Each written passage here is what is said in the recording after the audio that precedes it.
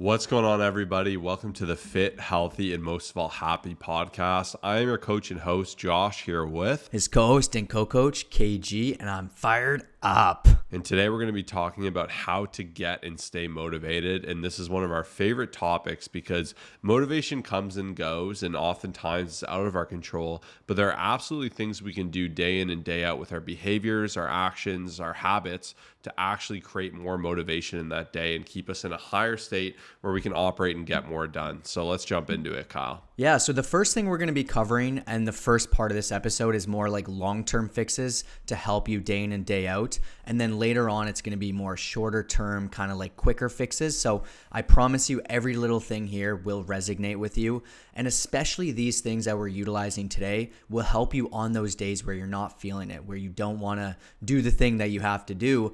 And to be honest, and I want to start off by saying, I don't always feel motivated. I think a lot of people think that I'm always excited to go to the gym. Same with Josh, same with, I want to go for walks all the time and I want to do everything, but it's like, I have to sometimes get myself into that state and I have to do the things that are going to be listed out here.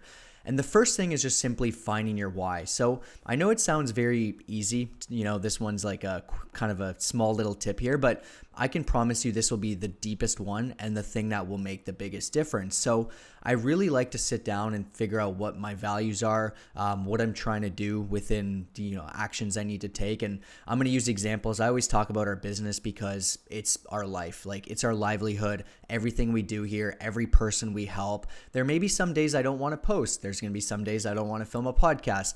I may not be motivated to do it, but we have our values, we have our why, we set out to help a certain amount of people. Now, this is different than goal setting, which we'll be talking about after, but this to me is the biggest mover. And even for some people, like your why to go to work might have something to do with your children, the upbringing that you want to create for them, something that's deep, and it makes such a big difference. And I'm very passionate about this one because if you were to just not feel it and you sit down for a few minutes and you ask yourself those hard questions, you review your why, you may not just want to jump up and do it, but it may help you subconsciously take those actions that you need to do to move forward. So visualizing your future self, reflecting on your values and priorities, and asking yourself deep questions. It could be a 5-minute journal. It could be a 5-minute silent session. This alone will help you long-term with motivation. It's not going to get you jumping off the wall and boost it up with caffeine or anything like that, but it'll help you move the needle and make those changes that you need to be making. So that's going to be tip number one. Yeah, and while you have your journal out, one of my favorite things to do next is actually ask yourself what motivates you and what demotivates you day to day. So example, you might be tired, it might be the end of the day, and you might want to whip out your phone and order a pizza and just watch your favorite Netflix show while scrolling reels at the same time. I can assure you immediately your brain's going to be saying, yes, dopamine, this is going to feel so good. That salty, buttery pizza, we're going to watch 2 shows at once. But I can assure you that is going to leave you not feeling great. You're going to feel like you ate too much food. You're going to feel overstimulated. You're going to feel in a really odd state. Whereas for me, and I know this to be true, if I were to do something like that, I wouldn't feel my best after. I'd feel amazing for about 10 seconds, but following that, there would be a consequence. Whereas anytime I go on a walk, it's hard for me, even like Kyle said, sometimes to drag myself out and get on a walk. But every time after I'm done a walk, I feel good. I get endorphins. I was in the fresh air. I was breathing. I was thinking. I was moving my body. And I just know that's actually going to make me truly feel better. When I eat a healthy meal, yes, there's always more temptation type foods around me that I could eat, but I know when I eat that healthy meal, I won't regret it. I'm giving my body the best food and fuel. I'm in a great mind state when I'm learning, when I'm reading. So I think asking yourself what actually makes you feel better and having that higher level train of thought instead of just giving into your quick desires of wanting to do that instant thing that will make you feel gratification or satisfaction only for a second at the longer cost down the line. So I think taking a second to actually make a chart and say, what builds me up and makes me feel good? What do I do that doesn't make me feel good?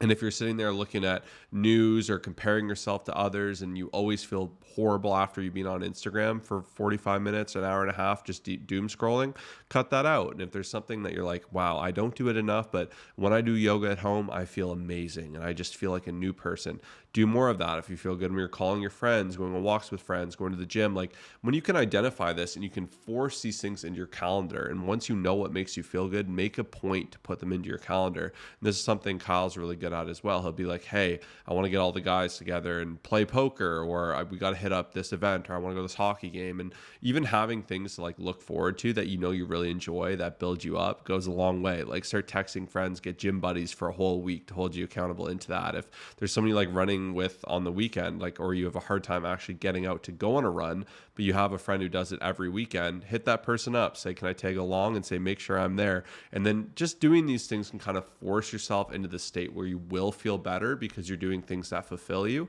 So this is a big one for me. And if unfortunately, I imagine a lot of people listen to this and not take the time to actually make that list. But if you make a T-chart, you'll get a very clear reality as to what makes you feel better that you need to do more of, and what things you should start to axe out of your schedule that are draining your energy. I think a lot of people are just on that wrong side where they're just consistently doing those things, like whether it's scrolling in the morning or just, maybe turning on the news and you're just like, why am I not motivated? It's like, hey, you didn't go for that walk. Even like running. I used to run a lot. I don't right now, but I'm like, if I needed a boost of something just to get me fired up, I could run around the block for 5 minutes and I will feel incredible. You get that runner's high. Like, why aren't more people doing stuff like this? Of walking as an example, like Josh said, like every afternoon when I go on that 15-20 minute walk, I feel so much better afterwards. And it's easy to miss out on these things, but a 2.5 within this is understanding your motivation patterns and leaning into it. So even, when it comes down to, I like using working as an example because, like I said, sometimes it's like, I don't want to do this video, don't want to, film this specific thing. Like I love social media, but I know what times I thrive at. I know when it works best for me. And I think that's where some people struggle is they don't really lean into that. Your gym time, when are you going to be the most motivated based off of your past history? Like if I say, hey, go to the gym at 9 p.m., what's that going to look like? Are you going to want to skip it? Are you not motivated? If I say go at 6 a.m., what's that going to look like? So I really encourage you to pay attention to that stuff. It will make such a big difference, and understand when you're at your absolute best and lean into it. And next up, another deep one, but having clear and actionable goals will make such a big difference. It's very hard to be motivated when you don't even know what you're working towards. So I'm a very big fan of, and this is different than the why thing as well, right? This is something that's like actionable, that's right in front of you, that's like you're going to write down every single day, you're going to become ultra clear on it. But within goal setting, this is what really motivates me, because when you know you have a target you need to accomplish, it's going to push you. If you have a fat loss phase you're looking to accomplish and it's so serious to you and it means so much to you, you will be more motivated when you don't want to be doing something. And within goal setting, there's a lot of other categories you can add on and include, such as rewarding yourself when you hit certain milestones. Like that's motivating. Like if you know that you have a certain thing planned or a certain thing you want to reward yourself with, that's going to push you even when you don't want to do it. Like I said, celebrating small wins as well. That's going to be a little bit different than rewarding, kind of similar category, but being able to celebrate and acknowledge your accomplishments is very motivating. And then also just tracking your progress. Once again, when you can see that change and you know you're making visual changes and weight changes and strength changes, it's motivating. And I think a lot of people aren't motivated because they're not sure of the progress they're making. They're not really sure what they're working towards. And this alone makes such a big difference. Next up, you want to see how can you inject a little bonus motivation in your day. So some mornings it takes a second to rev up, but I find a motivational video in the morning always gets me buzzing. Or if there's a particular athlete or artist or whatever it is, a song you love, a motivational video, like playing these things, or even this podcast, if we get you fired up, listen to us more, go through the archive of older episodes, make sure you're tuning in every Monday and Thursday, check out our Instagram, like find things that, like I said earlier, nourish you and build you up. And for me, that's motivational videos or listening to great minds or inspirational podcasts where I'll get different opinions and thoughts, and even just training videos like on fitness, nutrition, health. When you get little hacks or ideas or tips and tricks you can use in the gym, it inspires you to go out and try them and to see change. And just the same when you're surrounding yourself and listening to inputs of people that are doing way more than you think is possible. So these super overachievers, it's really inspiring because it makes you say, hey, I can actually probably give a little bit more. I can elevate myself and actually challenge myself to fulfill more of my potential. And I think by injecting yourself with more of these inputs, and we're very blessed that we have such access to books, podcasts, the greatest minds of current and past, podcast, that it's really important we do utilize this. And even me, when I'm reading more and I'm reading different types of books and I'm just consuming things that are going to build me up and inspire me, it goes such a long way. I'm the most demotivated when I'm not doing any of this stuff. And, you'll notice, right? I'm not listening to podcasts. I'm not listening to growth books. I'm not watching videos. Like, it really takes a toll. So I've promised myself, I said, I'm never doing this because I have gone through that phase. And every single morning now I sit down. This video Josh shared with me, 75 million views. I'll post it in the show notes down below, called No Excuses. It hits me whether I'm tired, whether I'm not motivated. That alone, I sit there for 3 minutes. I listen to it. It gives me a nice boost and it makes a big difference for sure. And this is a great fix. Now, number 5 is kind of pushing into the discipline category. We always say discipline over motivation, but it's just getting used to doing it anyway. So a lot of people feel the need to be motivated to do the action, when in reality, when you do the action, it leads to motivation. So an example, let's say going to the gym. I may not be motivated. I may not want to do it. I'm still going to go anyways. I'll always feel better, and I actually feel motivated afterwards. And this alone is the biggest thing that I lean into, especially when it comes to nutrition, when it comes to working out, when it comes to work, when it comes to not wanting to do something. I know it sounds easier said than done, but when I don't want to do it, I still do it. And it leads to more motivation. It leads to me building that momentum. So let's say I need to work on a specific project and I'm like, I'm putting it off.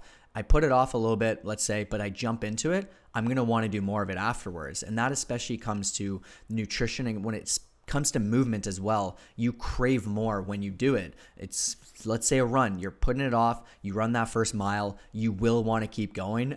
For some people, they may not want to, but for the most part, momentum builds and it makes such a big difference on your journey. And next up is embrace a caffeine boost when necessary. So one reason I've stopped using pre always is because I feel I just became dependent on it. And now there's an opportunity for me on days where I need it, I'm not as fired up, that I'm able to utilize pre to see more results. So for instance, today I ended up going to bed later than I'd like last night. And then my sleep was really fragmented. Obviously having a 2.5-year-old and a 10-month-old, that's going to happen. That's out of my control sometimes. And I should have got to bed earlier, but I wasn't able to. Nonetheless, instead of crying about it, I'm like, all right, today's that day I'm going to utilize a little bit more caffeine. And normally I aim to have about 2 coffees.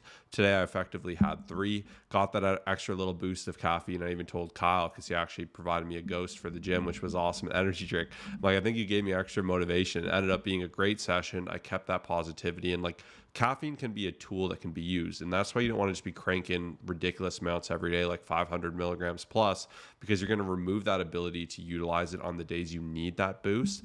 So this is something you can explore, and you can also time your caffeine at opportune times when you do want that extra little boost of alertness.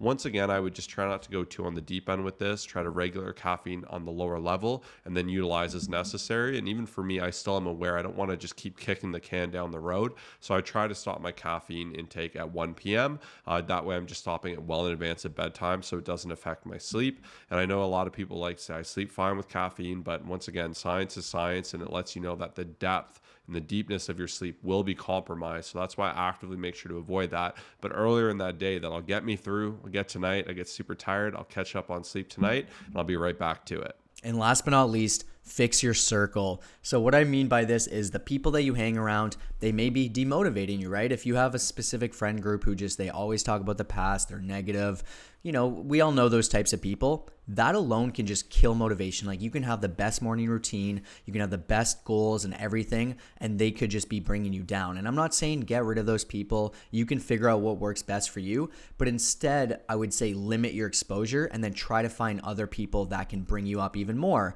And this podcast alone, you can spend hours with us every single week on the podcast. You can also reach out to us and message us and follow us on Instagram. That alone, we try to be as positive as possible. We try to give you a bunch of great tips. We try to really inject like happiness and motivation in every part of what you're wanting to accomplish into your day, just from our Instagram and whatnot. And yeah, I really encourage you, like, obviously there's that, but between the books of the great minds, like we'd mentioned, between maybe meeting up with you see people at the gym and you want to get a workout session and that person's positive and they're pushing towards new heights and you now have that new motivation. Like, there's so many amazing people out there that can help you feel more motivated day to day.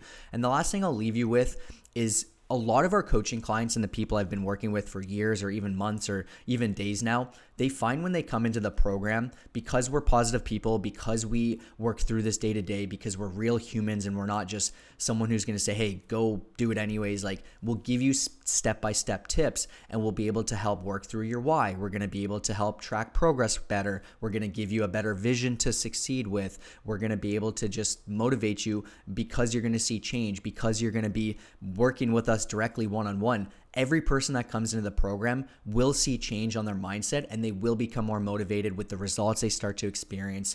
And I love doing what we do for a reason, because we're able to help change so many lives. So if you want to just apply, no strings attached, first link down below. I'll be able to reach out to you right away to share more of how I can help support you one-on-one with guaranteed results. Once again, no strings attached, and I really want to change your life. So these are 7 ways to get and stay motivated. Add them in, take them step by step, work on one thing at a time, and I can't wait to see the results that you get from it. We'll see you in the next podcast episode. Peace out.